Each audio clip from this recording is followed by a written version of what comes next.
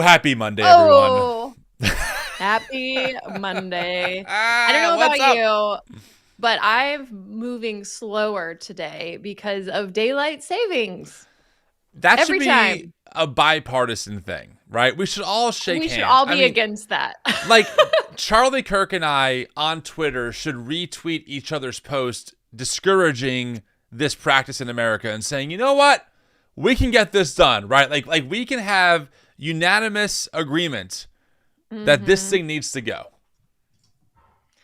Agreed. And I think is it Indiana? There's like a few states that don't even participate in daylight savings, Good for which them. makes the whole thing very confusing when you're dealing with time zones and traveling.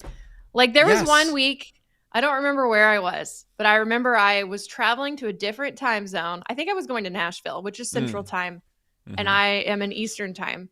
Yep. And trying to figure out what time it actually was with the time zone change plus daylight savings at the same Mm-mm. time driving Mm-mm. back. I think my brain broke, if I'm being honest. I like my brain cannot. They're like, wait, no, okay, so it's actually 8, but really it's 9. But I hate it twice a year. Let's just get rid of it. Well, on that note, friends, welcome to the Tim and April Show. I am Tim. That is April. Welcome in. Glad that you're here. I can see all of you commenting during this live that's currently happening. We go live on Mondays and Thursdays on YouTube. And of course, we post these amazing conversations, right, April, to our podcast the day after. So if you're listening on podcast, welcome in. Thanks so much. Make sure to give the show a rating and a review. If you are on YouTube right now watching with us, if you can give this video a like and sub to the channel, that would be great. We try and cover what's going on in politics, culture, and just the general news, but from that, sweet Christian worldview. Only most people who hold that view wouldn't like us because we're not conservative enough for them. So here They we would are. say we have a satanic worldview. Actually, I got called Satan You this did week. not. This week? Not just like tool of Satan or daughter of Satan, but just Satan. Wow. In general, which I feel like is progressive considering that's giving a lot of power to a woman. So, That's true. Happy National Women's Month. We are going to be covering some amazing, is the word amazing? I'm not sure. We're going to be covering some big topics on this one. We're going to be doing a deep dive on DOGE. What's going on with DOGE? What the heck is this thing? We're also going to be covering this pastor who is celebrating the fact that his Christian school is the least vaccinated in the state of Texas. So we have a lot to get into, as always. So again, friends, thanks for being here. But yeah, April, I'm with you. Daylight savings time, that can go away. I'm sorry that you got called a Satan, or the Satan. I mean, it is impressive, though. I mean, before Moving it was only up in men. the world. Now it's women. Yeah. Wow. Look at women us. as well. Look at us go. How was your Breaking weekend? those glass ceilings. Yeah, you really are. My weekend was good. I Good. mean, I don't remember what I did. Well, probably sure because it of was daylight good. savings time. Probably. Yeah. Actually, we did watch the Ruby Frankie docuseries on Hulu. I don't know if you've seen that or been familiar with her story. Is that the woman who they were doing some YouTube blogging or video vlogging, and she got real famous, but it turns out she was like abusing her children like really bad? Is that the one where there's a video that came out, and this is tragic, of like a little girl in a closet, and the police had to like feed her food because she hadn't eaten in like days? Is that the same person? I'm not sure how long it had been since the kid had been fed, but yes, 2 of her kids were very malnutritious when the police found them. It's actually a really tragic story, but yeah, it was a family vlogger from Utah. I think they were Mormon, but lots of Christian beliefs, and basically she believed that her 2 youngest children were possessed by demons, and there was like other outside influence by this other Christian therapist lady who also was kind of convincing her, yes, your 2 kids have demons and the only way to get them out is through pain.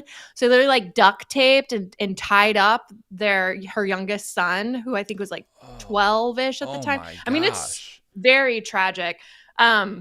But it was kind of triggering for Beecher and I to watch it. I mean, for a lot of reasons. Anything with child abuse is Uh, really hard as a parent to watch, because I just cannot imagine like doing that to your children, especially. Yeah. Anyway. Well, can I just say briefly that before kids on our end, I could watch that kind of stuff and be like, fine. And now that I have kids, I will never watch that documentary. Like, when it comes to children, especially now that I have kids, I don't do it. I don't do the movies where kids are harmed. I don't do the documentaries where kids are abused. Cannot do it. Hard stop. Yeah, which is weird to me, because so this family was Mormon, and then the therapist they brought in was also Mormon. Which, growing up evangelical, we were taught that Mormonisms were cult, despite them, still being Christian in their own way. But yeah, like, I didn't realize that they believed in demon possession, but it was very. I mean, growing up Pentecostal, obviously we believed in demon possession, and how. Like, when Beecher and I got together, we thought Beecher had demons because they had gender dysphoria, and we didn't know what that was because we had no help in the church. And if, like, we were in such a vulnerable place of trying to be fixed and starving for this answer, that we could have easily had been manipulated by someone that was, trying to be hurtful and painful and all. Anyway. It's just like, the whole like, oh no, your children have demons, or this is a demon. Like, the demon happy sect of Christianity is so harmful. So harmful. They've gotten a lot of power, right? We've been tracking extensively, in particular, the New Apostolic Reformation, which comes out of the charismatic world, which has this language of we're in a war against Satan. We have to take over the satanic strongholds of culture, demon possession, the democrats. Like, this language has very much permeated into the general, like, white evangelical Christian psyche, even though it stems out of this Pentecostal theology. And yeah, I mean, look, just straight up with you, when it comes to kids and abuse, I just can't do it. Like, I cannot. The thought of, like, we all have, like, these different values, right? One of mine is, of course, nonviolence and, like, seeing the image of God in everyone. And I can tell you straight up, if someone harmed one of my kids, I don't know if I could hold to those values for that person. Like, I'm just being transparent with you in the audience. Like, there's just a line I have where, especially because, when you have kids, you realize, like, that idea of childhood innocence is really a thing. Like, the world is just wondrous to them, right? They have an inherent trust of you, the parent, or the people that they're around who are adults. To break that trust, or to abuse them in some way, or to put them in a closet and not feed them because you think that they're demon possessed, man, like, that's what I'm like, no, throw the book at them. Throw the book.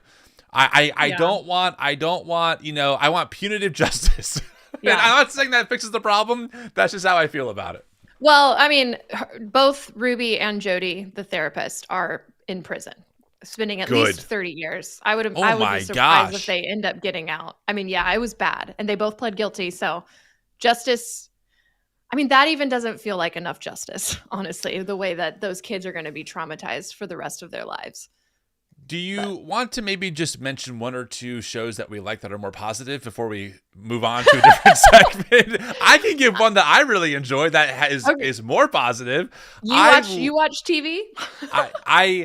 Sometimes I do. Kidding. Okay, go ahead. One of the shows I'm really into, I've been watching it since the beginning, is on Netflix. It's the Formula One docuseries, Drive to Survive. It follows the Formula One racers around. I've never been into racing or any of that kind of stuff, but I will say that it's a great docuseries. It follows like the previous year's season. Way into it. It's a whole different world of existence. And so I enjoy that show. I feel good about watching that one. It's a good one. Okay, well, good. Just to clarify, someone corrected me that in Utah, they're spending between 4 to 30 years. So they'll be periodically evaluated so they could potentially get out earlier. And didn't mean to go back to bad news, but that's really messed up if that's the case. They need to rot in prison. Yeah. Anyway. Well, do you want to check on the price of eggs? Yeah, let's do that. And if it has Trump, sorry, I was playing the little thing. No, you're fine. How much more golf Trump's played? I think the last time we checked on Thursday, Trump had played 12 times. Let's take a look what we got. I'll pull it up for the audience. I have to get better at the comedic timing of that little. We're going to bring prices way down. Yeah, I'm working on it, people. Okay, all right. No, I just didn't know. I cut you off. My bad. Well, that's all right. I mean, we're only working remotely. You know, you're in Kentucky, I'm in New Jersey. We're doing the best that we can, right? We do it. So here's the update: price of eggs. Now, listen, we want to be committed to the truth. They have tanked over the past few days. As of March 7th, they are down to an average of $6.85 a dozen. Now, to be clear, a year ago on this day, they were at $2.12 a dozen. But, you know, considering that on March 5th, they were at $8.12, almost, $1.50 drop is pretty nice. And, you know, I guess we can say now we're so back. America is back. You know, the average price of eggs has dropped. Now it's only $6.85 a dozen. However, on a more disconcerting front, Trump's golf days are going up. I think last time, how many days was it last time we tracked? Was it was 12 days last time. Okay. I don't recall. I don't remember the percentage though. Yeah, I think it was like 24%, and now we see an uptick. Trump has officially spent, out of the 49 days in office, 14 days of them golfing, and that gives you a percentage of 28%. So almost we're encroaching on the third marker. Almost a third of the time, Trump has been golfing for the American people. By the way, at the taxpayer's expense, right? Like taxpayers pay for the security and the details, which by the way, they should. I'm not saying that we should not protect presidents. We should do that.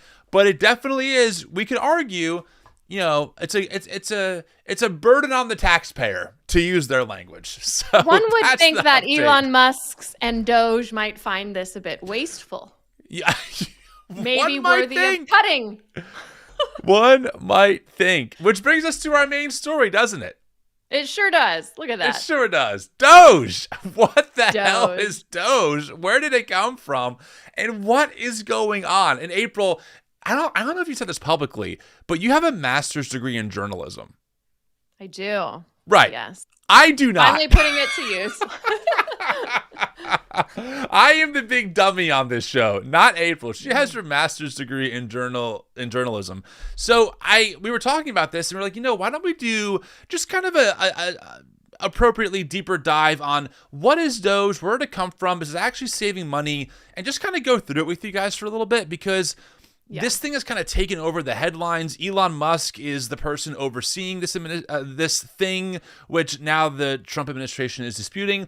So, I mean, April, do you want to kind of kick us off? And I am kind of curious, like, where DOGE actually came from and what it's supposed to be doing. And also, my question is, do they actually have the legal authority to do what they're doing? Because my understanding is that, like, if you want to take away funding from agencies or parts of the budget, that has to go through Congress. Like, that's how our government's set up. And it seems like Elon and, you know, his team of young people, I think some of them are as young as 19. One of them goes by the handle Big Balls Online. They're just kind of, you know, whacking things down like whack-a-mole with no thought. So what's the take here? Talk to me. Okay, so let's just go back to the beginning. Shortly after Trump won the election, so before he was inaugurated, he announced that he was going to create the Department of Government Efficiency, also called DOGE. And at the time, it was going to be run by two people, Elon Musk and Vivek Ramaswamy.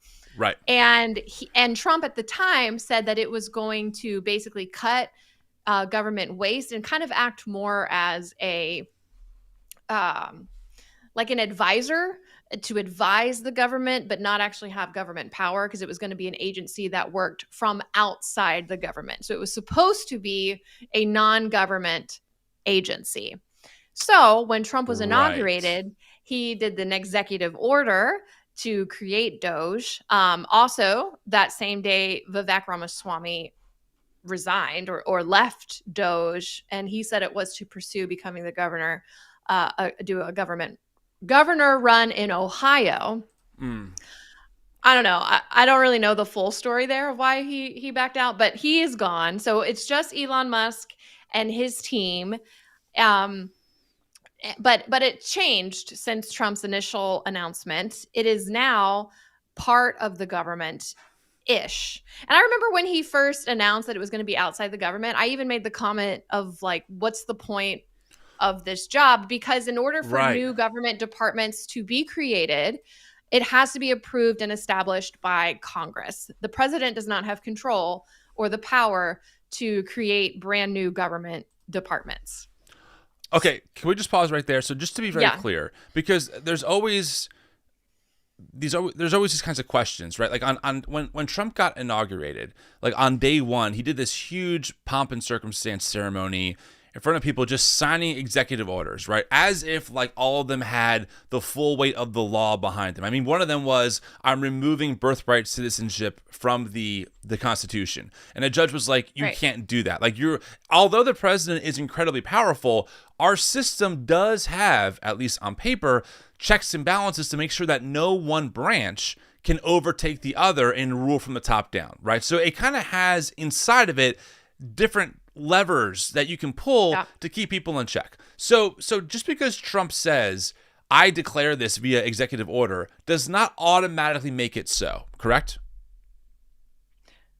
Correct. Yeah. No, and we see Got that it. there's been lots of legal challenges to a lot of these executive orders, but court cases take time. So a lot of damage can be done while you're waiting on a court ruling or a court order. But one thing that Trump did that was unexpected in the DOGE announcement was also on his first day, he created another executive order that renamed a current government agency called the United States Digital Service. Okay. And he renamed it to the United States DOGE Service. So he basically rolled DOGE into an existing government agency. The Digital Service was created under Barack Obama in 2014.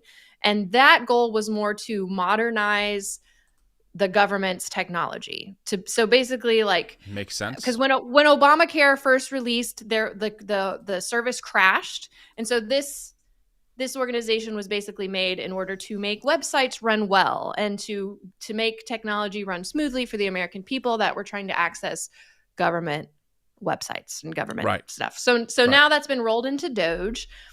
And basically the purpose in Trump's executive order about DOGE, the purpose was to modernize federal technology and software to maximize government efficiency and productivity. Musk has said periodically that it's to weed out fraud, cut back regulations and employees that they deem wasteful, and to ultimately save money for the American government and ultimately the American people and their tax dollars and what their taxes are going to. The problem, though, is Elon Musk is an unelected official who had been giving a lot of power and a lot of access to systems that he has no training in, who may not understand the line items that they're reading. You know, he's got 19-year-olds on his team. Right. And we've seen that because they also created this website. So the doge.gov, it has an official government website now. And they're calling it their, quote, wall of receipts. And so everything that they cut, they're claiming they're putting on this website to show the savings that they are making by all of these cuts. And I will say I've gone through it and I've looked through it somewhat. The explanations and the details are very minimal. It'll say like Department of Energy and some random number, but you can't see what exactly did they cut from it. And if it does, it says like a few words and there's no way to understand what exactly that is. And there's no clear explanation on this website. So we're on the site now. If you go to the homepage, right? The homepage is Doge's X account and its tweets, essentially. So again, like it's just whatever they're saying.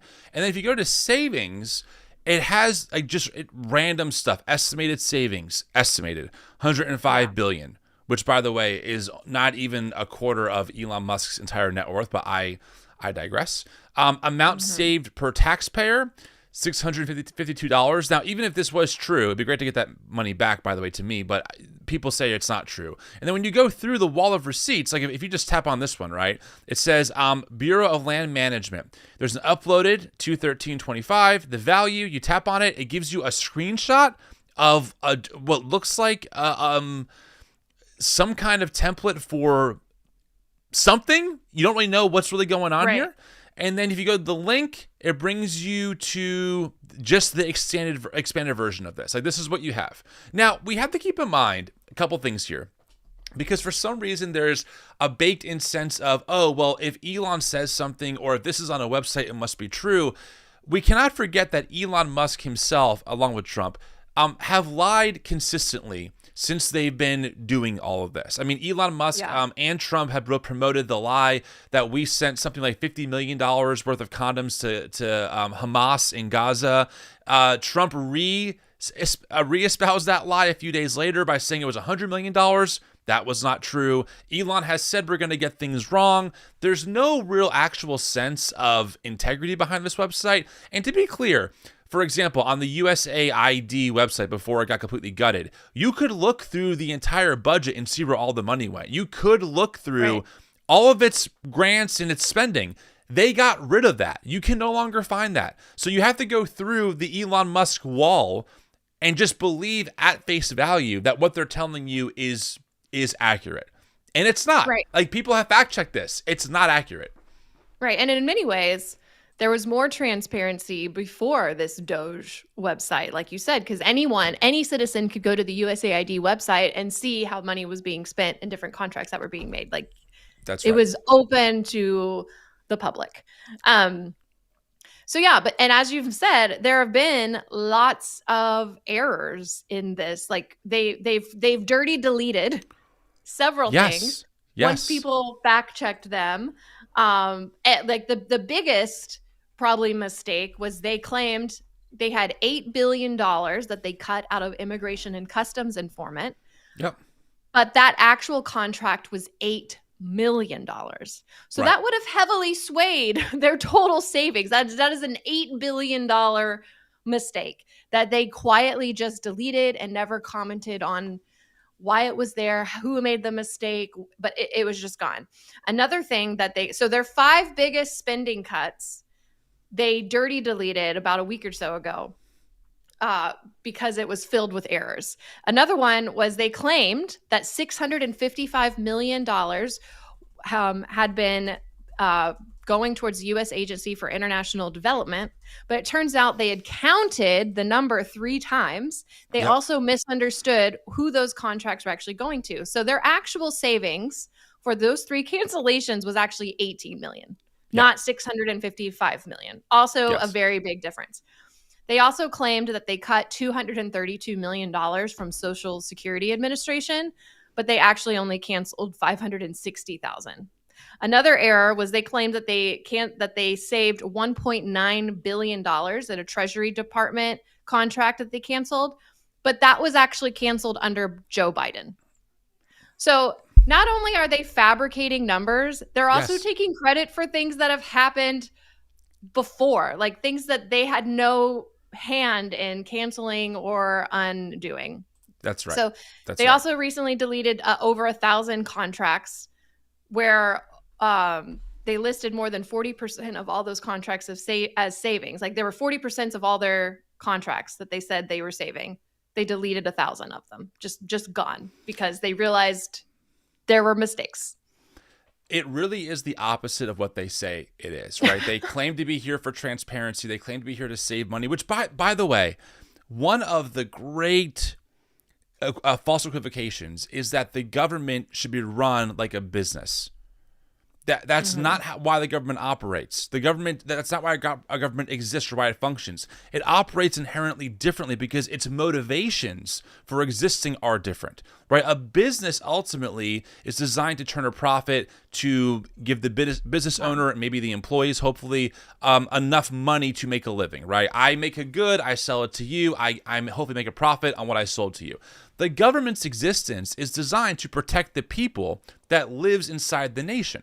It's not supposed to be turning a profit. It's not designed to run like a business. It's not designed to screw over the people who it's overseeing. It's designed to protect them against all kinds of threats. They could be threats abroad. They could be domestic threats, maybe from larger companies that are trying to exploit workers for unfair wages. So the whole idea of, oh, Trump's a good businessman, which, by the way, fact checked, he's not a good businessman. And also, Elon Musk is so brilliant, let's put them in charge of our government, actually undermines the very thing that government's designed to do. I mean, this is why Trump fired so many of the inspector generals. The government had independent people who oversaw parts of the government to look out for fraud and waste and abuse, etc. They're called inspector generals.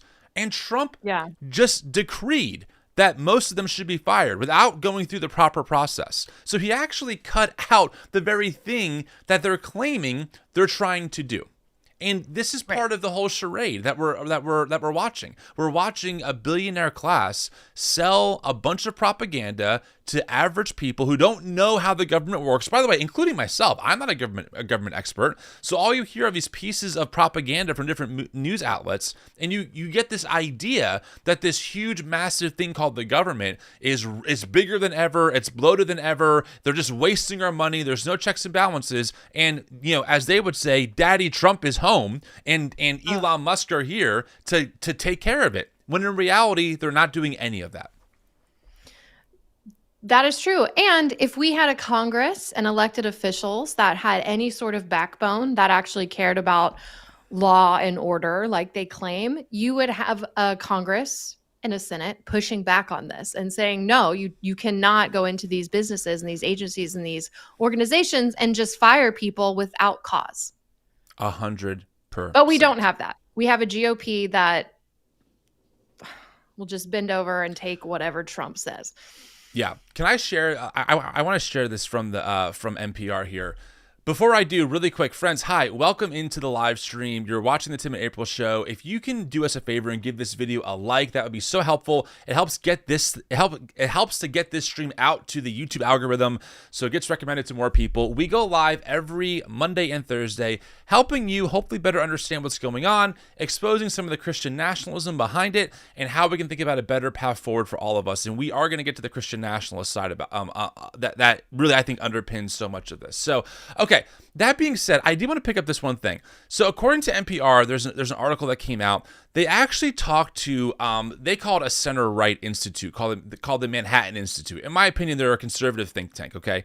Even people at the conservative think tank, the Manhattan Institute, this is according to Jessica Riedel, said this about DOGE. This is how oh my gosh. Here's what she had to say about the savings DOGE is giving the American people. She said, quote, think of Congress and its budget as the debt-ridden dad on the way to buy a $250,000 Ferrari on the credit card, and DOGE is the $2 off gas card he used along the way. It's great that he saved $2 on gas, but I think his wife may be more concerned about the $250,000 car. This is what's going on. Their cuts are inconsequential to them, or even to government, quote unquote, waste, which it's actually not waste, but it is affecting a lot of people, right? And that's the problem, is that like when you got USAID, which by the way is a fraction of the federal budget, you're taking in some cases food out of the mouths of people that Congress already said we're going to feed. That's what makes this whole thing so illegal. Congress is the one who sets the budget. Congress approves the budgets. Congress is the one that sets aside money for certain programs. You might not like where some of the money is going at the USAID, for example, but that does not mean that Trump has a legal right to send Elon in there just to clean house arbitrarily, because Congress has already decided that money has been set aside. And according to The Right, a right-wing think tank, these savings, it's like a $2 off gas card compared to buying a $250,000 Ferrari. That's the discrepancy we're talking about here. It's absolutely insane. Oh, yeah. And then when you see, too, how much these cuts will compare to the new budget that the GOP is rolling out, which we'll get to later, it's just a drop in the bucket. Like the bucket is ginormous. When you're talking about trillions and trillions and trillions of dollars, you're not cutting a few billion is nothing. Nothing. Right. And DOGE does say that their goal is to cut $1 trillion by the end of this fiscal year. So in like September, that is their goal, is to get rid of $1 trillion, which sounds like savings. But the problem is you have the world's wealthiest man coming in and controlling and making cuts for things that don't affect him, but will negatively impact your most vulnerable people, not only in the world when you're looking at humanitarian aid, but here in America, you're looking at Medicare and Medicaid, school lunches, even just 100%. like the Department of Education, which they're talking about totally getting rid of because they want to enforce school choice and all of this stuff. Like school choice will very specifically harm like disabled children who need special education and special ed teachers. Like public schools are required to provide teachers for kids that need special education. Yep. Whereas private schools are not required to do that. And the more funding you take out of these schools, the more those kids are going to be harmed. That's just 100%. one example out of, gosh, I don't even know how many. So many. A couple funny things have happened in the process of DOGE because they came in and just started whacking away and doing things so quickly. The press wanted answers. Who is in charge of this? Who's the administrator? Who's overseeing this? Because Elon Musk is not an elected official. He's not a government employee. In fact, they called him, what was it, like a special employee, I think is the official term they've given to Elon Musk. Which, special government employee, right? Yeah. The White House says that Musk is an unpaid special government employee. And so that is officially defined as someone who is working for the government for 130 days or less in a year. So I guess the silver lining is there's a time limit on that, but I mean, I don't expect them to follow any rules whatsoever. Zero. But one thing that was funny, so Carolyn Levitt, who is the press secretary, which we haven't really talked about her. I know. Very much. She is it's wacky. Trip. Yeah. She's a trip. Yeah. So so someone was asking, is this the first one? Someone was asking her, who is the DOGE administrator? Right. This was a few weeks ago when people wanted someone who they could blame for all of these mistakes. That's right. So play this clip. Okay. Check this out. Here we go. Great, thanks, Caroline. I wanted to ask about a federal judge yesterday was saying that they didn't know who the DOGE administrator was and was asking the lawyer for the administration who it was, and the lawyer responded, "I don't know the answer to that. Can you tell us who the administrator of DOGE is?" Again, I've been asked and answered this question. Elon Musk is overseeing DOGE. No, Elon Musk is a special government employee, which I've also been asked and have answered that question as well. There are career officials at DOGE. There are political appointees at DOGE. I'm not going to reveal the name of that individual from this podium. I'm happy to follow up and provide that to you. But we've been incredibly transparent about the way that DOGE is working. Okay, just pause right there. So she literally okay. So the question, folks, just for context, is in court, the lawyers for Trump could not give the judge who is the official administrator over DOGE. So that's not transparent, right? There's no name that they could give the judge. So a journalist rightfully asks, hey, who is the person who's the administrator of DOGE? And she defaults first to Elon Musk, saying that he's the one overseeing it.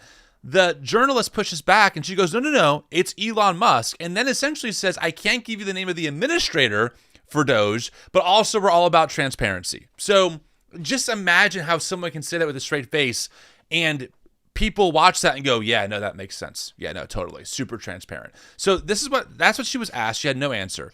Then they end up finding someone named, what's her name? Amy Gleason.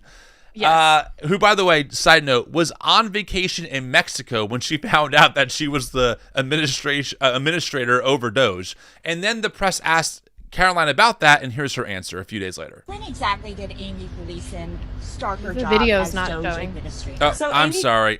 It's on the wrong screen. Let me restart a little bit. Thank you for the catch. You're welcome. Okay. Is working.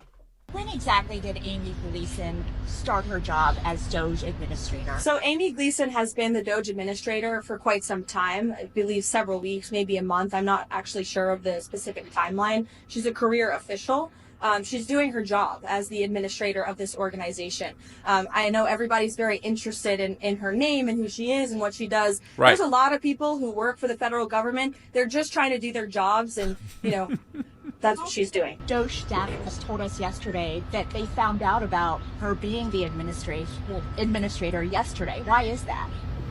You have to ask them. They're clearly unaware. I don't know. Did you announce her position to the rest of the DOGE staff?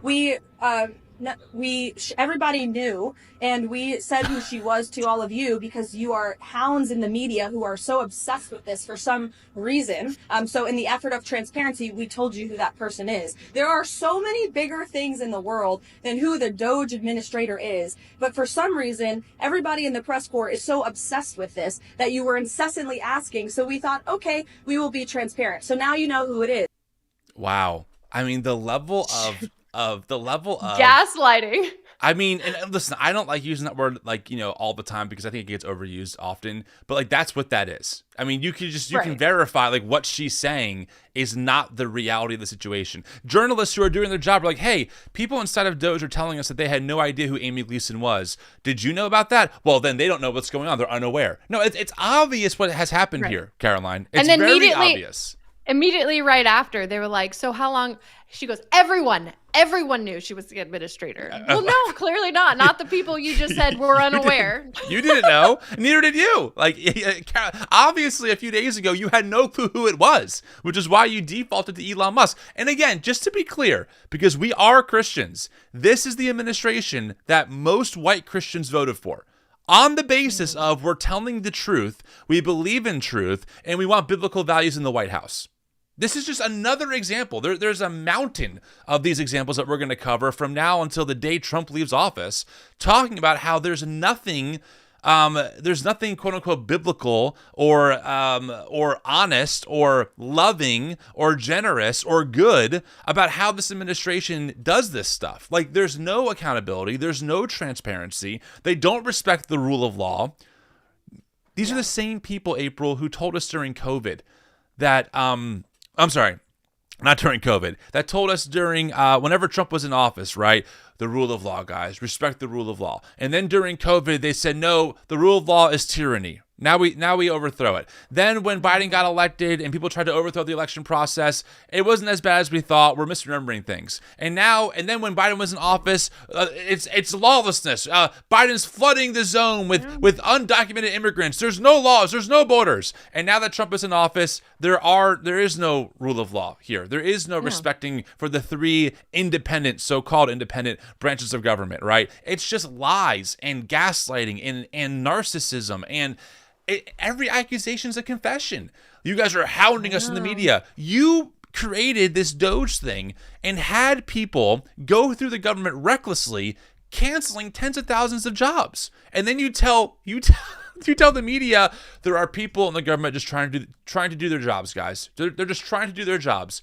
Stop it. And the way she downplayed, y'all are hounds in the media who just want to know who's controlling DOGE. Because you're cutting so many people's livelihood. You're literally firing thousands of people. We'd like to know who's in charge, who's signing off on this, because Elon Musk is unelected.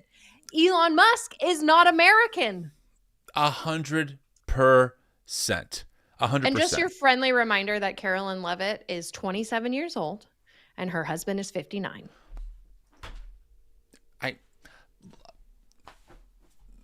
I mean, it's uncanny. I believe love is love, but sometimes things feel a little groomy. This is the thing. Coming from the party of watch out for the groomers, it's just uncanny. Same thing with Elon Musk. You know, Elon Musk has two different women suing him for neglecting his children right now, right? He's facing two different lawsuits by people that he's had children with for neglecting his own children. I'm just saying, is this the party of family values or not? Do you guys care about the nuclear family? Elon Musk has 13 kids with all different kinds of women. None of these values are reflected in what they claim they're advocating for in the American spotlight. Donald Trump flew back to America. Andrew and Tristan Tate, men who are accused of human trafficking in Romania. Andrew Tate is on camera beating women, beating them.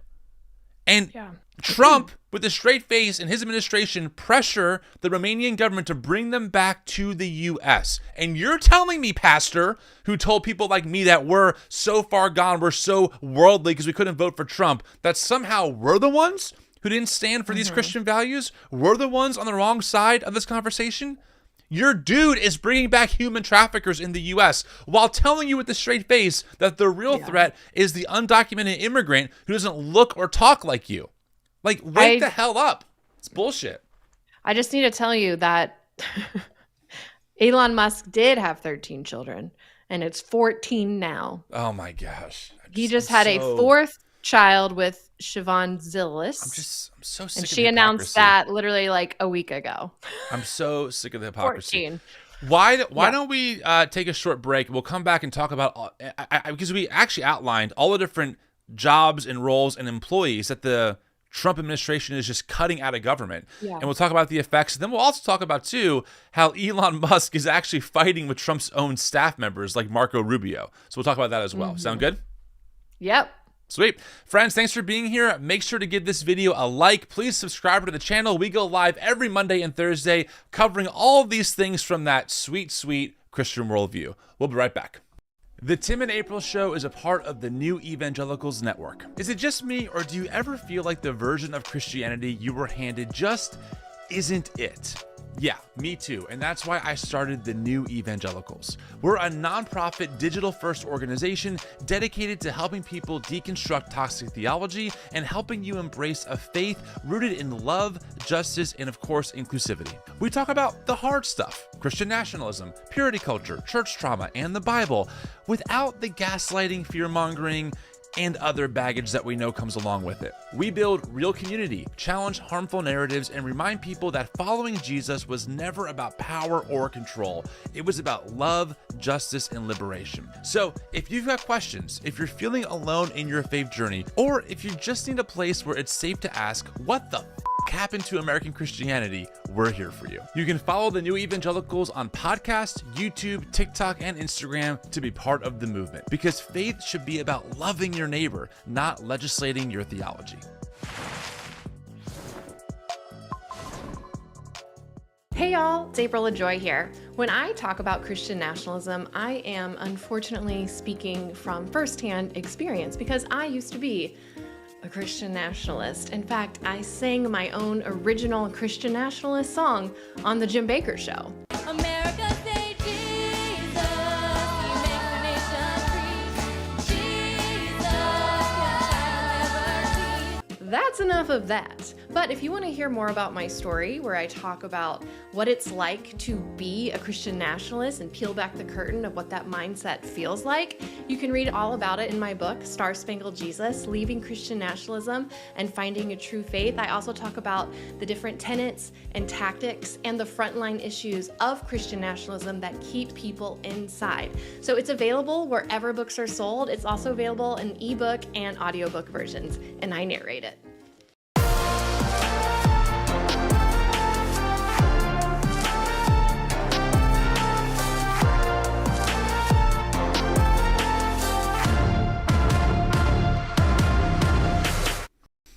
All right, we are back. Welcome back, everyone, to the Tim and April Show. We are live right now. We go live every Monday and Thursdays right here on YouTube. Then, of course, we share this on our podcast the day after. So please make sure to subscribe to the podcast as well. We are talking about DOGE.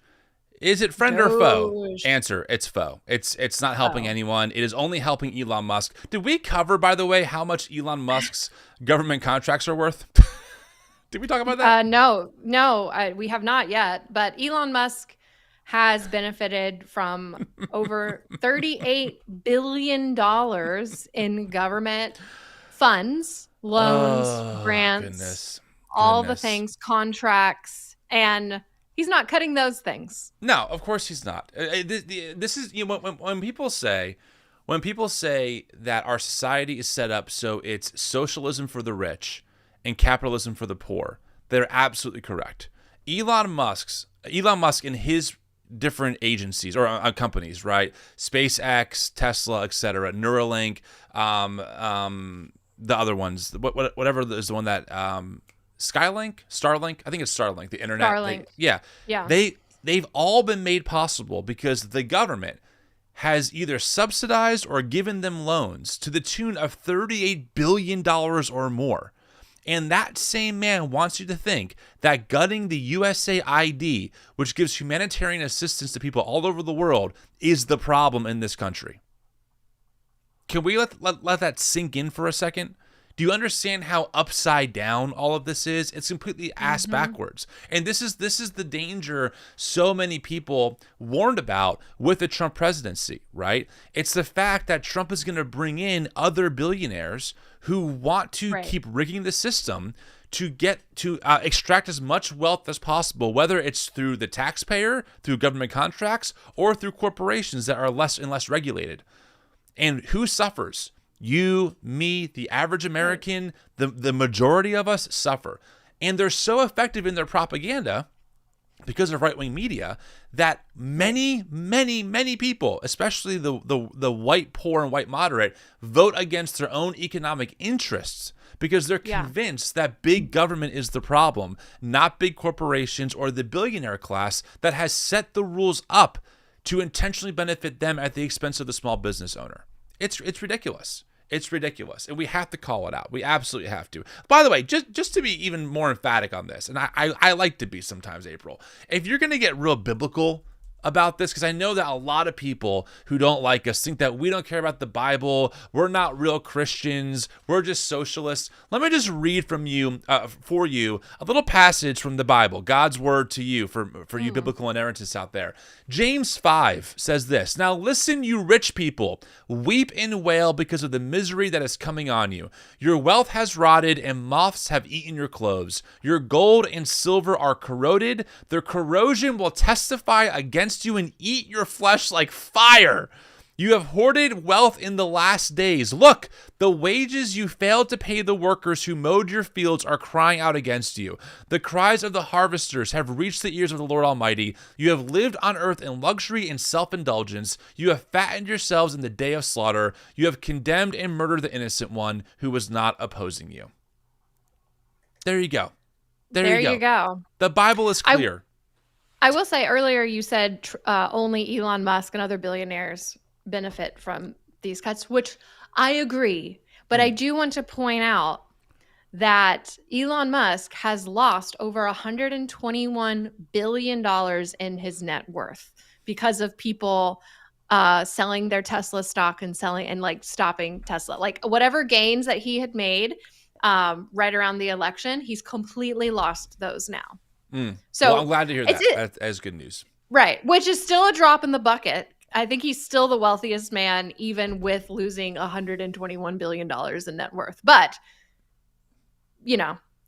that's some good news, I guess. 100%. Here's a list. I pulled this from AP.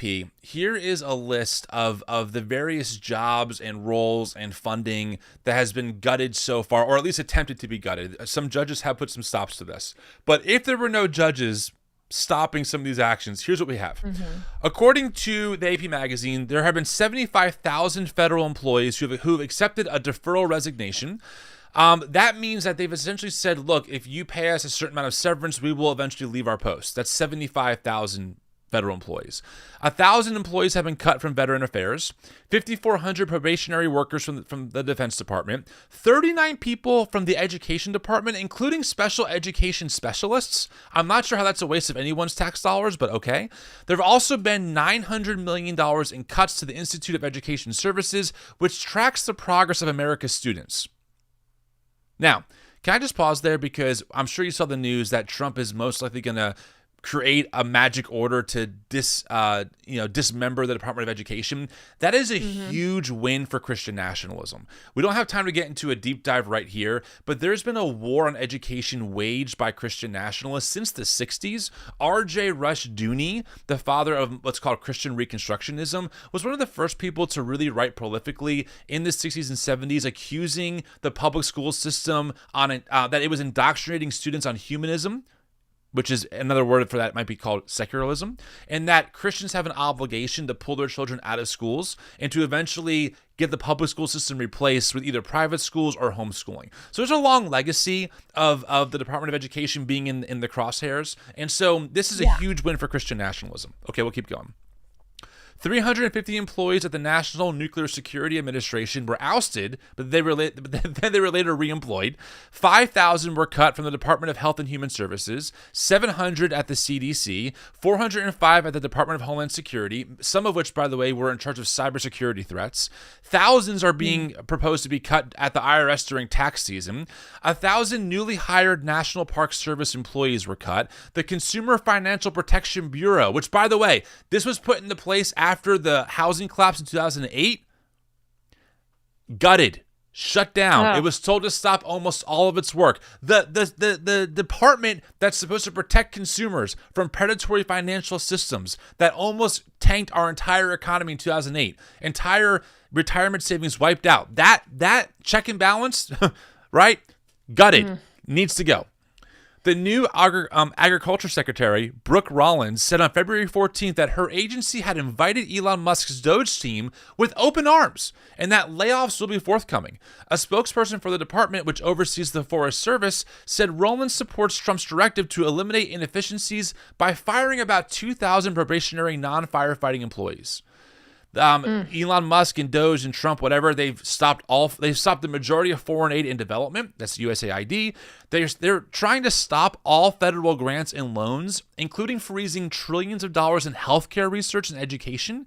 Each of the federal government's largest agencies has its own independent inspector general who is supposed to conduct objective audits, prevent fraud, and promote efficiency. So the very thing that Elon says he's doing, we've already been doing that. Trump fired at least 17 of them, including watchdogs that he appointed in his first term.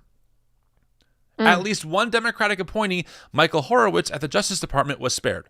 And then about a dozen employees from the Department of Justice have been also kicked. So that's just the quick overview of everything that's happening right now.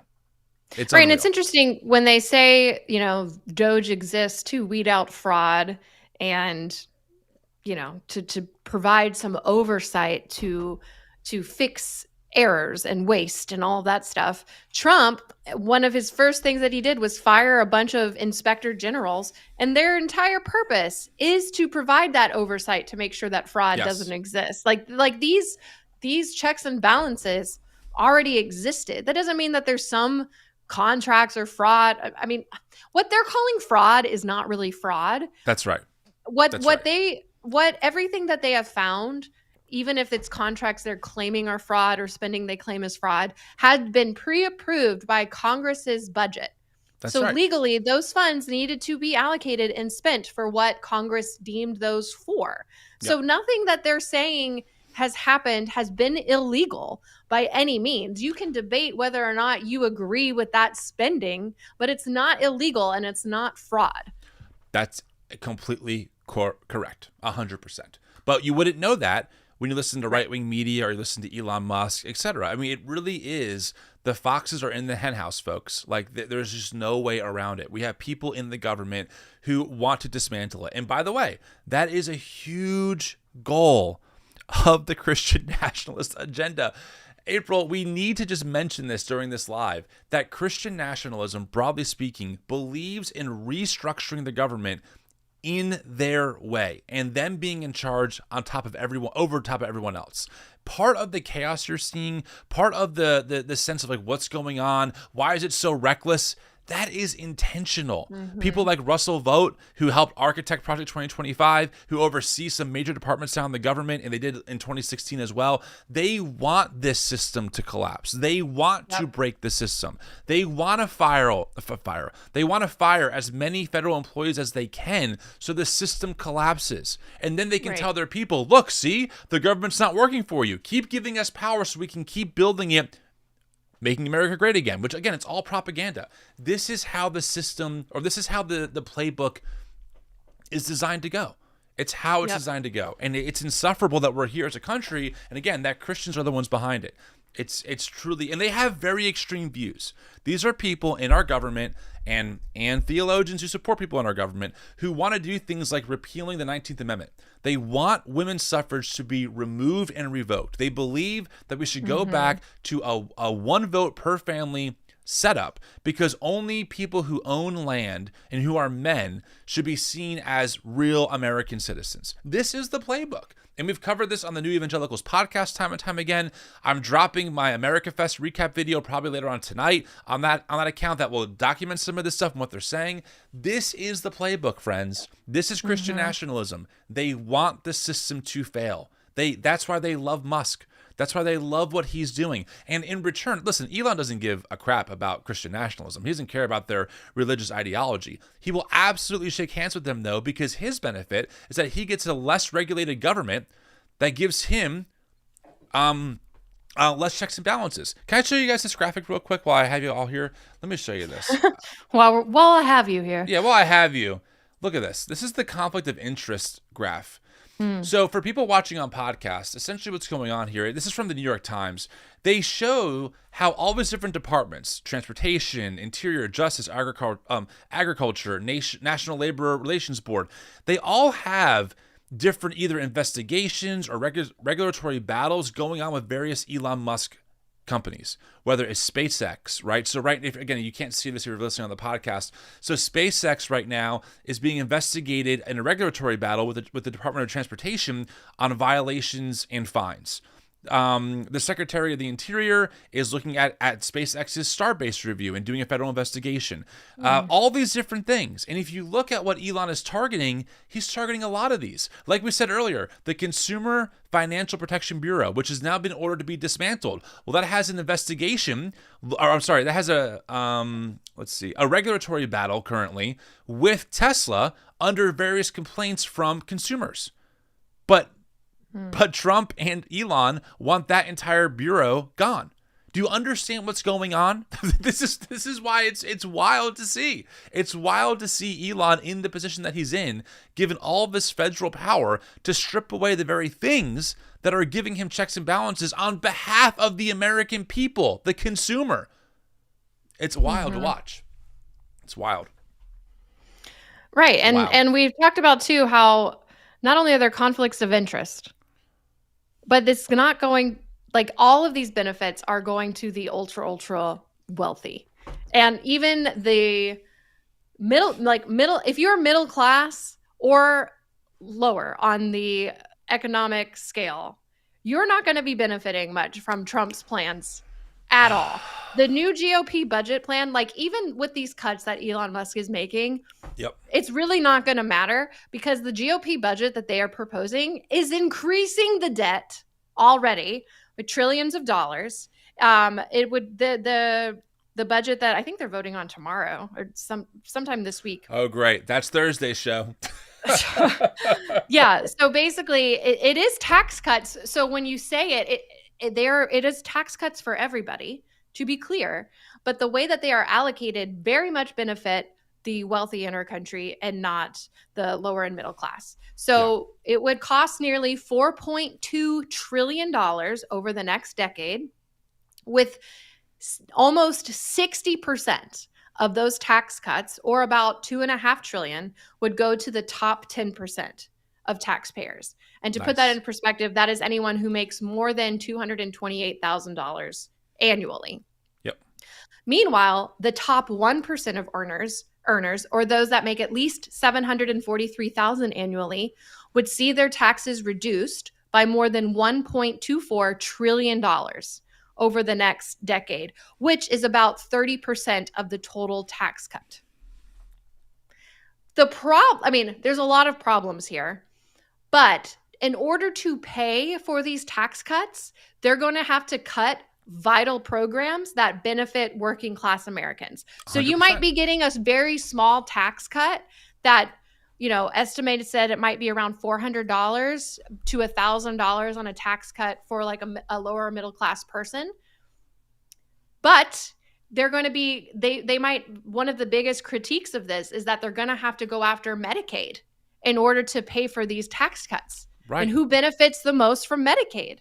Right. Lower and middle class people. Like it's going to actually end up being worse when you take away all these benefits that they're going to have to cut in order to pay for these tax cuts that overwhelmingly mostly benefit millionaires and billionaires, especially billionaires. Can you cite that one stat that you read about if you make $1 million, like how much you would save in taxes versus Yeah, I have someone? to find it. I got to figure out. I got to remember where that was. Okay. Well, while you're doing that, I really wanted, I've been meaning to do this, but I just want to give the audience out there some kind of mental picture of how much money we're talking about. Because I think we're so used to hearing the term millionaire, billionaire. We just assume that like a millionaire and a billionaire are operating in the same world of wealth. So here's what I did. I was curious, right? Because I'm sure many of you know that Elon Musk spent, roughly $200 million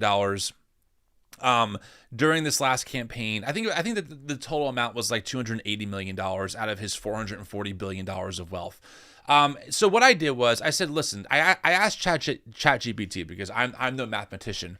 I said, hey, if you spend $200 million out of $400 billion, what's the percentage of your net worth that you're spending? Because that's essentially what Elon spent to help elect Donald Trump. According to ChatGPT, if you spent $200 million and were worth $440 billion, you spent 0.05% of your wealth. Okay? So that's how little Elon spent to help get Trump elected. Now, I then asked ChatGPT, if you make $80,000 a year and you spend $4 a day on a cup of coffee, what is that percentage of your wealth? And ChatGPT said, hey, if you spend $4 a day on coffee on an annual income of $80,000, that's 1.83% of your wealth that you're spending, which is, to be very clear, a 3,560% increase or larger, more than the wealth that Elon Musk spent on helping get Trump elected. Do you understand, friends, the amount of money we're talking about? Like, your brain can literally not comprehend the amount of money we're dealing with here. And most of us probably do spend at least $4 a day on average on a cup of coffee at Starbucks. And there's a good chance that statistically, I think the average wage in America is like $67,000. So $80,000 is like above the average wage. You spend 3,000 times more of your wealth annually buying a $4 cup of coffee on $80,000 than what Elon Musk spent on helping to secure a win for Donald Trump, $200-something million. That's ridiculous. That's unfathomable. If you lined up $1 million, like in terms of like dollar bills, it'd be 95 miles. If you lined up $1 billion, it would be 95,000 miles. Do we understand the discrepancy? That's wild. Elon Musk is worth $320 billion after he lost $100 billion of net worth. So the fact that we have this man, the most greediest man in existence, something that again, for you Christians out there, something the Bible condemns over and over again.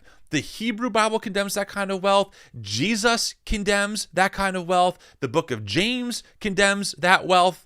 The greediest man in the world, is in charge now of slashing government programs for the least of these, cutting humanitarian aid that would go to feed children overseas, while he continues to try and enrich himself and his friends. This is not ethical. It's not biblical. It's not Christ-like. It is the opposite. It is antichrist that we have the situation happening now in America. And again, that statistically speaking, white Christians are the largest voting bloc that wanted this to happen in America. Well, yeah, I mean, the wealth gap is massive. And we've talked about too, like, yes, we have some issues left to right on some fundamental social issues. Yeah. But we have more in common with our Trump supporting neighbors than we do with billionaires. Yes. And Trump supporters have more in common with us than they do with Trump or Elon Musk. It should be up and down Right. should be the right. actual Yes, it's battle not- here, not It's left not just and left right. and right. Yep. Right. Yep, that's right. Okay, I did find the stat. Thank you. So to further point out the wealth inequality here, with this new budget and these tax cuts, and this is according to CNBC, who was quoting the Tax Policy Center, the top 1% of households who make about $1 million or more a year would get a 3.2% boost in after-tax income, which is an average of about $70,000 a year. So about the median wage or a salary for the average American, they would save that in a year. In taxes, correct. Right. By comparison, middle-income households would get a 1.3% income boost. Right. 3.2 for the top 1%, 1.3% income boost for middle income, which would average around $1,000 tax cut. Yep. So, and your average American, Trump supporter is going to hear, "Oh, I'm going to save $1,000," and that's great. $1,000 is a lot of money for lower middle class people. That I would love it. I would love $1,000. Yeah. Hello, Exactly. lower middle class right here would love $1,000. Exactly. And so people will see that they got an extra $1,000, and so that's kind of all they need to see. They don't need to realize the discrepancies and the disparaging difference between what they're getting and what the wealthy in our nation are getting, which is, again, more. And and to be fair, you can make the argument that people that make more money pay more in taxes and therefore would get a higher increase. And that's fair. And that is true. Wealthy people do pay more in taxes overall because they make more money. Yes. But they are taxed at a lower percentage. Right. In this tax cut too, they will end up saving at a higher percentage than lower and middle income people who could use that money a lot more. Like once you hit a certain threshold of wealth, there's no need. You don't need that kind of money. But like that $70,000 would really help. Would like be life-changing money. Life-changing money. For me, for you, for middle class. Life-changing. Life-changing. Right. If I got 70 grand, I mean, wow, we could pay off our medical debt. We could pay off the remainder of Sarah's student loan debt. It's not much, a few $1,000s, but we could pay all that off and still have like a good chunk of change to put in savings for a rainy day. Right. And that's, you're exactly right, April. Like what we're trying to let people, or what we're trying to say is that, look, people can make different amounts of money. Like I'm not advocating for like, the same salary for every single job. We get that. There comes like a drop off rate though, where like after a certain amount of money, $1 million, 10 million, even 100 million, when you get beyond that, the amount of money that you're accumulating, you couldn't spend in your lifetime if you wanted to, right? You're just, at that point, you're just hoarding money at the expense of someone else who maybe could use a fraction of that to not be in debt, for example, right? So it really is wild that, again, we have been convinced in America that, well, Elon Musk probably just works really hard. How much harder can he work than the average American doing 40, 60, 80-hour work weeks that gives him that kind of wealth that is somehow ethical? Yeah. To become a billionaire, not even a millionaire, a billionaire, you automatically have to be stepping on other people in some way, shape, or form, or skirting regulations, or figuring out how to do backdoor deals. Someone always suffers when you're a billionaire. When you are. And it's just selfish. It's complete narcissistic selfishness that drives that. And in response, Christians in America said, you know what? What if we put that person really close to Donald Trump and let them wreak havoc in our government? Many of these programs that we're trying to target actually helps the least of these. It helps the person know, maybe in, somewhere in America, it could be rural America, it could be inner city America, that, hey, we'll take care of your healthcare because you can't afford it, because you have a right to healthcare. Instead, Elon and Trump are like, man, yeah, guys, if we're going to afford these tax cuts, we got to cut something. So I guess maybe Medicaid's got to go. Maybe we do have to touch Social Security. I mean, did you hear Elon Musk say that Social Security is a huge Ponzi scheme? That's not even correct. Yes. It's lifted the most seniors out of poverty like ever in American history over the past like 80 something years. And we could pay for it by taxing billionaires in the future. I know. But no, it's wild. It's wild. The love of money is the root of all evil. Amen. Some positive notes before we move on from this, which there is a lot more we could cover on DOGE because they're just slashing and wheeling and dealing and just doing a lot, doing too much. Yep. They're doing too much.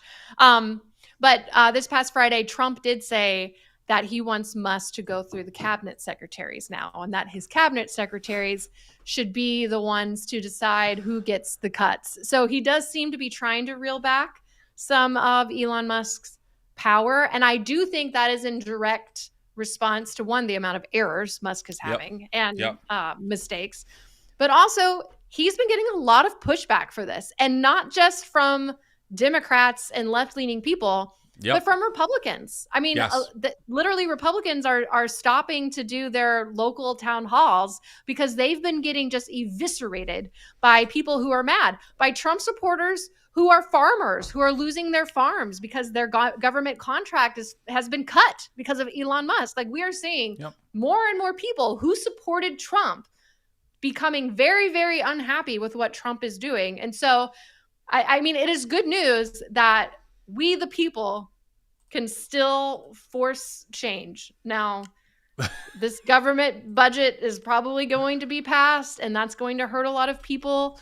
But it's not too late to call your representatives. I mean, there are still things we can do. There are still, we're not rolling over and taking it. And I do hope we'll see more Republicans stand up to what is happening. I do hope so. I mean, Marco Rubio was like feuding with Trump, with Elon Musk in front of Trump, and it's chaos, friends. And again, it is designed to be that way. Like, this is all intentional. Did you see Trump tweeted on his Truth Social that in all caps that Rubio and Elon Musk were like the greatest of friends? Hold on, what did he say? I want to read it. I think I sent it to you. Where is it go? Where did it? Oh, hold on. Here it is in all caps. He put it on his Truth Social. Elon and Marco have a great relationship.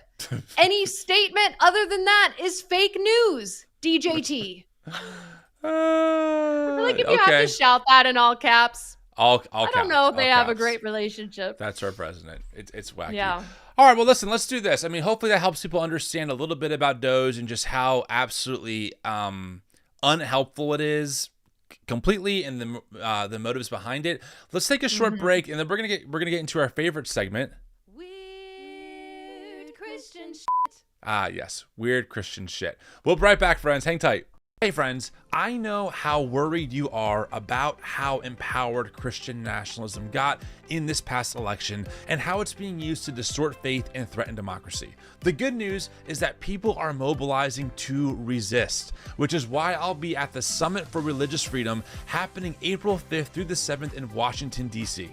Christian nationalism is not just a political issue. It's a direct challenge to religious freedom for everyone. That's why it's so important that we come together, learn from experts, and organize for real change. At this summit, you'll hear from powerful speakers, connect with like-minded advocates, and be a part of a movement to push back against the misuse of religion in politics. And also, I'll be there. And because you're watching a new Evangelicals production, you get 10% off of your ticket with the code TNE25 at checkout. This fight is too big to take on alone.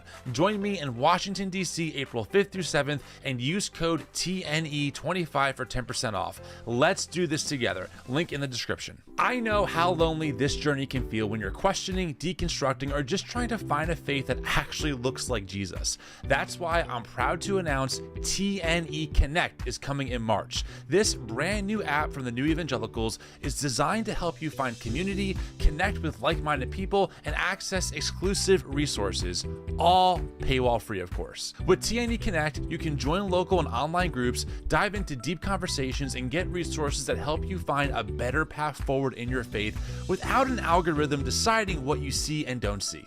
No gatekeeping, no pay to play, just a space for you to belong. So whether you're looking for community, support, or just a place where asking hard questions is normal, this is for you. TNE Connect is launching in March. If you want to be the first to know when it's available, hit the link in the description to get notified.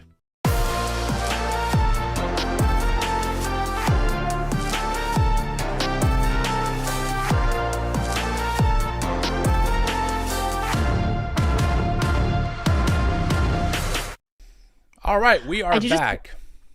I want to say I just literally during that break got a notification for a headline that a government shutdown appears likely because a lot of people are against the spending bill that we were just talking about for all the reasons that we were just talking about. So yeah, they said a government shutdown could appear as early as Friday because the current spending plan expires on March 14th. And unless they get a new spending plan approved, the government will shut down. So Well, we will update you we'll all be watching on that. Yeah, I mean, this Thursday we'll have an update for you because we go live on Mondays and Thursdays, so we'll see what's going on. A couple of quick, can we just talk about some housekeeping things that I want to go over with you and the audience who's live here? I'm sure Josh will edit this part out for the podcast community. A couple of things, friends. Number one, look, this show is still very much new. Okay, I see all of your comments. I read them as we're talking. There's one person who kind of like has all the technology to like make everything come up, and that's me. So we're always working on like better ways to make this more engaging and more enjoyable for you. So if you have any feedback, you can always message us either on YouTube by putting it in the comments, or you can email the Tim and April show at thenewevangelicals.com just for feedback. You know, we're always thinking about how are these segments doing? Do we like the deeper dive, maybe doing shorter news stories? This is kind of a work in process. And yes, someone did mention like, oh, this is a shorter episode. We are trying to get our lives down to like an hour and a half on average instead of an hour and 40 or 2 hours. And that's for a couple of reasons. Number one, it is a lot of work to kind of prep all this stuff. And number two, it is a lot of energy to be live for this long. And number three, we don't want to wear you guys out. I know that we're going live now twice a week, but this is the beginning. I mean, we're only a full month, not even yet into doing this format, right? Going live twice a week. And I love doing this. So I think for me in April, we'd love your thoughts. I don't know what hits well with the audience and what is like, we can skip this. You know, like how much banter do you guys like? Because me and April talk all the time. We love to banter, but I'm not sure if that's part of the show in a greater capacity, lesser capacity, etc.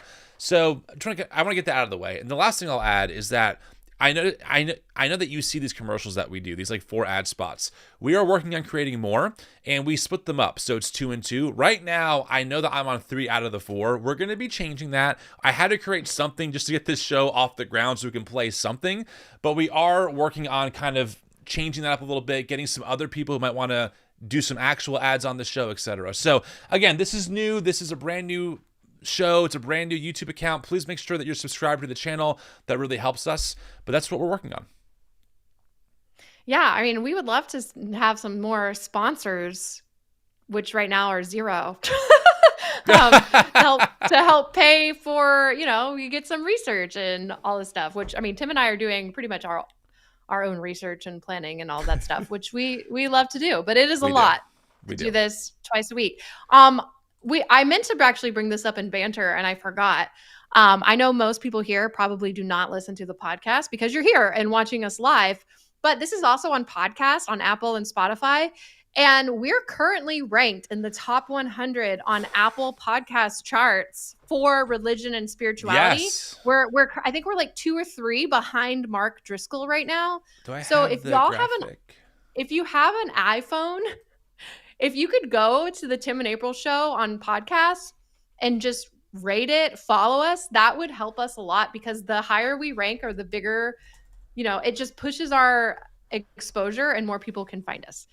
I wonder if we can look it up now. I mean, this is the fun part about being live. We can do whatever we want. Let's see, top of the charts. I know. Got all this out for the podcast. Let's see what we got this year. Get rid of this. Okay, so if we go to all categories, religion, spirituality. Okay, this guy's always number 1. This Bible in a Year guy, he's always number 1. I'm not sure. Catholic, right? I think that's why Catholic. I don't know who he is. Different. There's Girls Christian Gone Bible, number brand. 6. Kills me. Well. Okay, let's see. Where are we? Are we even? Oh, there we are. 66. This is us. So we're here, 66. and Mark Driscoll is 63. So if you could just go to the podcast feed, subscribe, get this little rating and review, I think we can beat him. But I will say, the podcast charts are so finicky. I don't know how they rank. I don't know how their algorithm works, because we're a brand new show, and I guarantee that some of the podcasts even below us probably have more monthly downloads because they're more established, yet we're higher. So I don't know how it works. So I don't know. Yeah. I don't know either. All right, well, let's get to our favorite segment until we come up with more segments. It's our only segment with a jingle, actually, for now. Christian shit. I love that. It's so good. So good, April. Yeah, let's get to some weird Christian shit. So, okay, I got to prep this one a little bit. We're talking about, there's this pastor. Actually, you know what? Let me back up. So, April, if I told you that there was a church called Mercy Culture, what would you assume about this church off the bat? If I was like, hey, there's a church out there called Mercy Culture, what would some of the values be? Like, what would their pastors be like if you just had to kind of go? I would imagine very focused on mercy. Yes. And forgiveness and Yeah. grace and Yep. being a big tent kind of church where Yep. all are welcome. Yep. Well, their pastor, his name is Landon Schott, sorry. He wrote a book. He actually wrote two. This one's called Jezebel, The Witch is Back. And here's a short description. I'm going to read these two paragraphs. This is from his words. Again, pastor of Mercy Culture. The spirit of Jezebel has risen to power in our culture and infiltrated the church. Her witchcraft has wreaked mass spiritual carnage through fear, manipulation, intimidation, and domination carried out by those who fall under her spell, even those in leadership. Her wickedness has wounded and scarred countless believers, leaving them fearful, depressed, defeated, sick, and confused. Because of Jezebel, some have lost hope and aborted God's call in their lives. Her assault will continue until all of God's people are dead or defeated. Jezebel's bloodlust for death and destruction will only be stopped when met with spiritual violence. God's people must rise up in the power of the Holy Spirit to expose the spirit of Jezebel and her evil plans, gain authority, and war against her victoriously. Jezebel, the witch is back. It will, and then it goes through all these different things. He also wrote a book. Oh, go ahead. Mm-hmm. I was just going to say, I find the witch is back odd because where did Jezebel go? Yeah, where's she been this whole time? And who is Jezebel just one person? Like I'm trying, They make Jezebel sound like she's omnipresent. 100%. Landon also wrote a book called Gay Awareness, Discovering the Heart of the Father and the Mind of Christ on Sexuality. So, just a couple Gay examples. awareness? Yes. Now, a couple other things about this man, and trust me, when we're going somewhere, friends, hang in there. Landon and his church were trying to build like a center, I guess, for victims of sex trafficking, and we're arguing with like the town over how to build the facility. And so Landon went on his podcast and essentially called people witches and demonic. He said that that quote, they have a group of people that are actively trying to resist us around every corner for 2 years from helping survivors of human trafficking, and that this is spiritual. And he went on to say that they were evil and that they're demonic and there's a spirit of Jezebel over them, etc. Again, this is the pastor of Mercy Culture. And then most recently, he actually okay, so there's a scandal going on right now in evangelicalism, shocker, right? With Michael Brown. Michael Brown is a Messianic Jew, so he's a Jewish person who's a Christian. He's also an apologist, and he has allegations of inappropriate behavior with a woman in the 2000s that was sexual in nature. Now, Michael Brown denies the sexual part, but he admits that he had an emotional affair. Now, of course, April, you and I have been doing this for a while. We've heard this story before, and he was recently, Michael Brown, he's under investigation for alleged sexual misconduct. He was honored with a standing ovation, this is according to the Reuters report, at a conference last weekend at Mercy Culture, where Michael Brown serves as an apostolic elder. And essentially, Landon went off saying that there is a, what did he say? There's an accuser of the brethren who is going after men of God that have given their lives to build the kingdom. This is... To be clear, this is, the pastor of Mercy Culture, right? Okay. So all this is going on. Landon blocked me years ago. This is who they are. Congrats. Thank you. And then recently, Landon goes viral because he said this. Now, this is the same guy. This is the same dude. And by the way, one more thing while we're here. Whenever I hear the word apostolic or I hear things about like the demonic spirit, that sounds very much a part of like this new apostolic reformation that's kind of really become a very big player in evangelicalism. And I think Landon is either adjacent or swimming in those waters. A big telltale sign is this idea that God has raised up new apostles and prophets that are going to lead the church.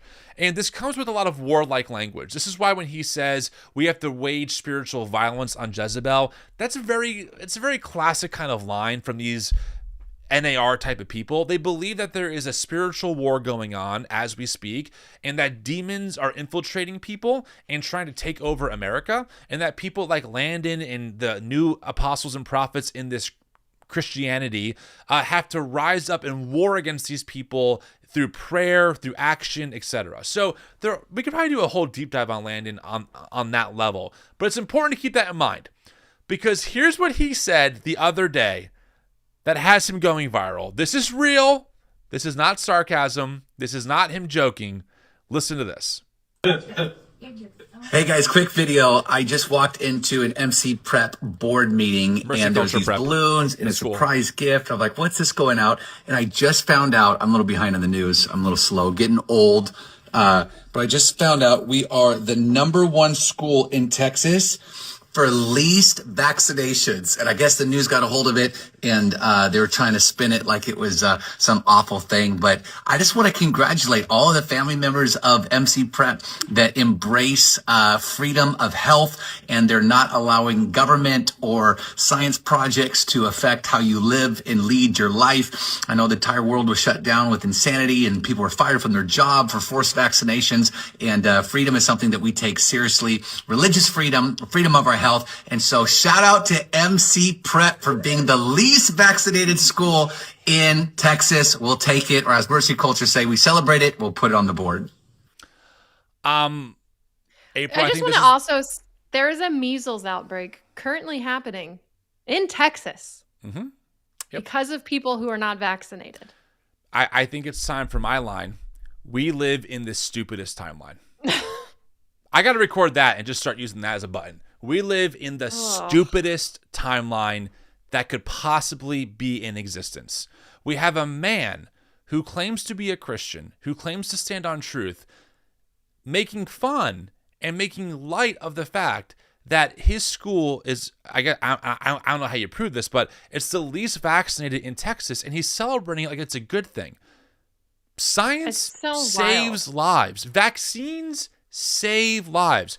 No one is debating if people can have an adverse reaction to a vaccine.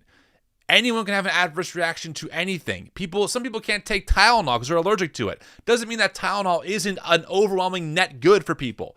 This idea that Landon is smiling and laughing, I mean, he's literally endangering children. And April, the thing that kills me is he frames it as freedom.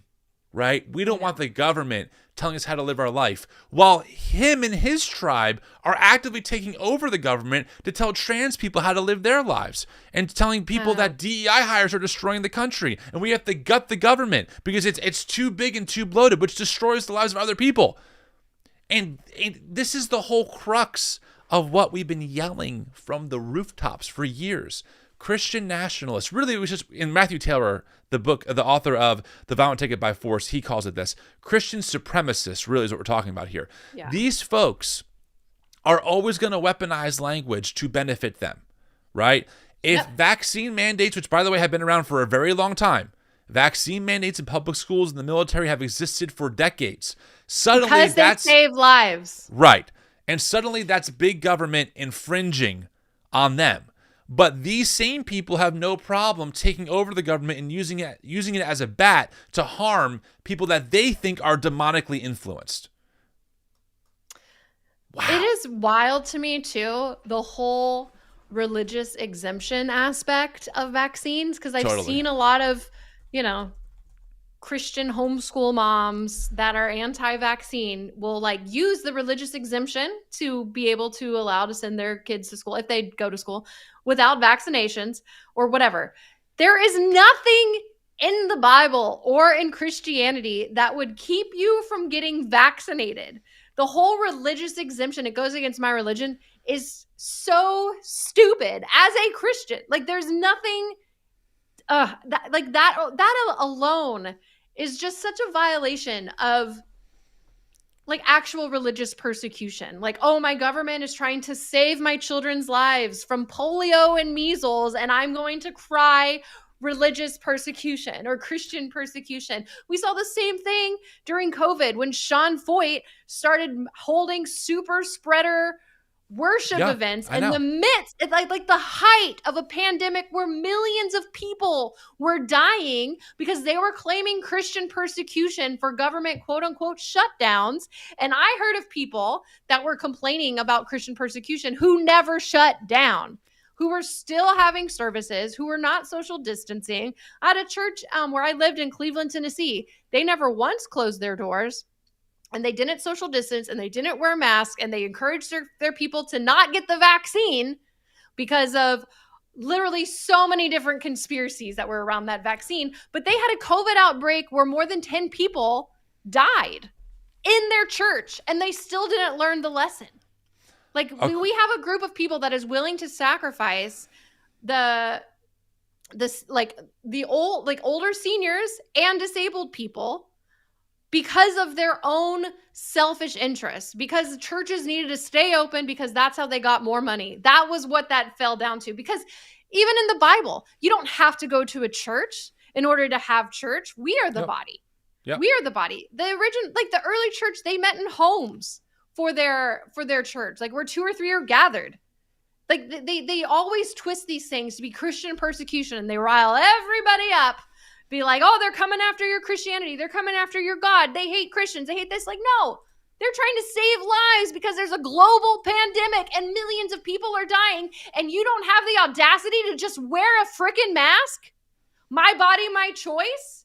It is all hypocrisy, and it is all projection, and it is not Christian persecution. That does not exist in America.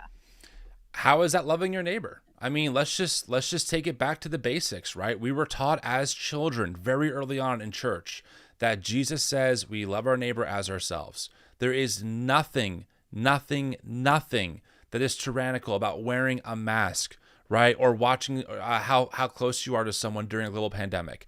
In Texas, according to Texas here, it's saying they're reporting an outbreak of measles in the South Plains region of Texas. At this time, 198 cases, this is as of January, have been identified. 23 of the patients have been hospitalized. There has been 1 fatality in a school-aged child who lived in the outbreak area.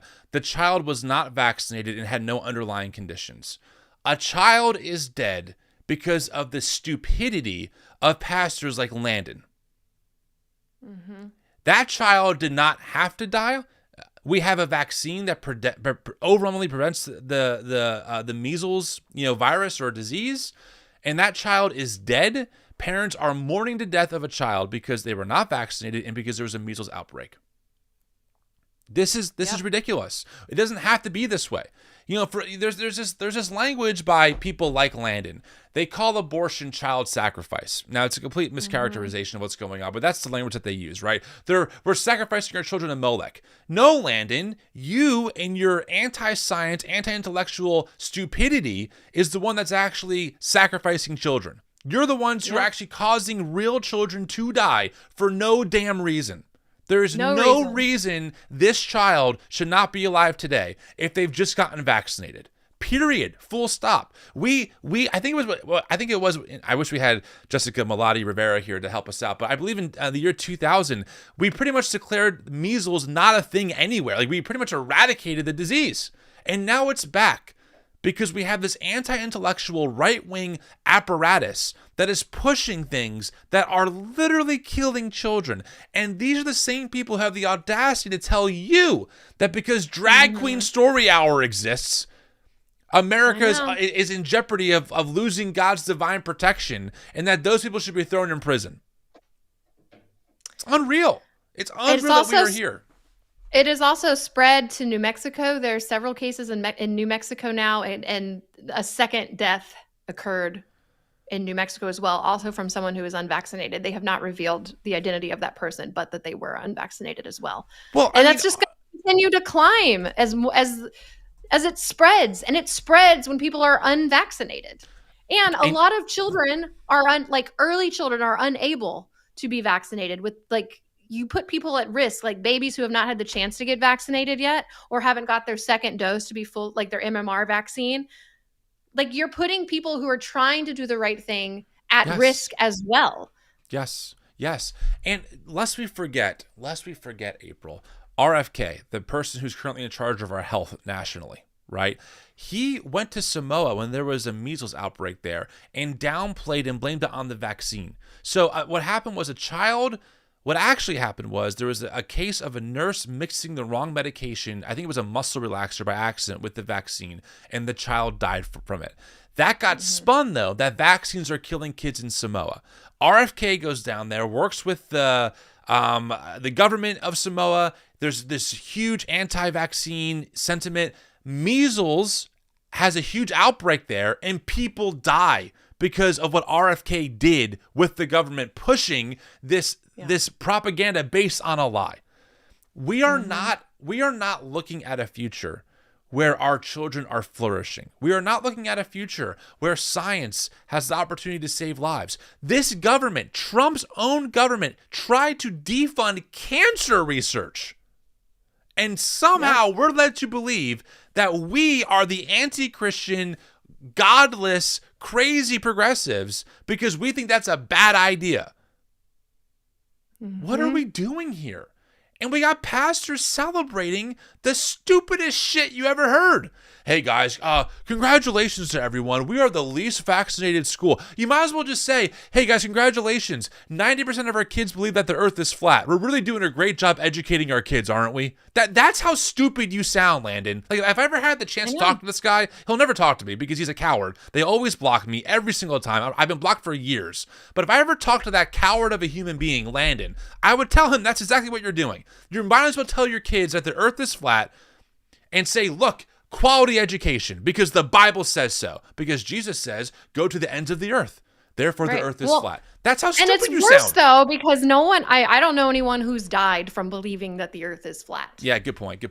You're right. It's more dangerous. But it's literally like him just saying, oh my gosh, you guys, guess what? We're voted the school with the most chance. Hold on. Brain, but the highest chance.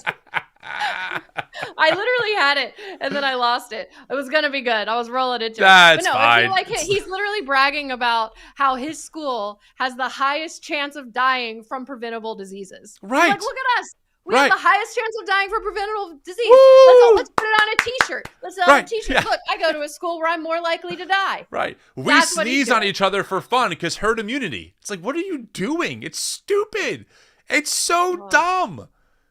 And deadly. And these folks think that somehow, not April, what the kicker to all of this, right, is not just that Landon and his crew are so anti-intellectual and ultimately ignorant.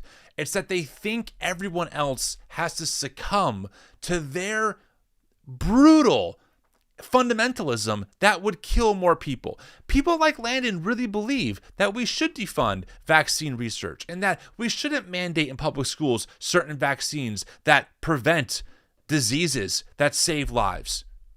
They think that. They think that we should be in a society where people like Landon are the smartest folks in the room. They really think that because, look, to be clear, if you're new to the show, maybe you didn't grow up as an evangelical Christian like April and I did. And April, tell me if I'm wrong on how you heard it. But there's this Christian supremacy mindset in these churches. They believe that they have a very special, almost secretive knowledge that's been given to them by God because of how they understand the Bible. They believe that and we covered this, by the way. I did a response to Christian nationalism on the TNE podcast live last Wednesday. You can watch it here. There's this, the logic goes like this.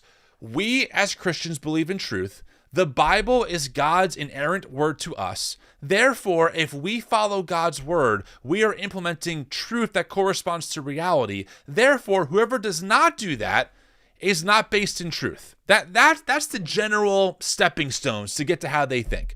But what they don't tell you is that A, they're interpreting the Bible through some dogmatic and presuppositional approaches that are actually really not even accurate to how the Bible thinks about itself. And number two, they forget or fail to realize that the world's much bigger than their dogmatic ideology.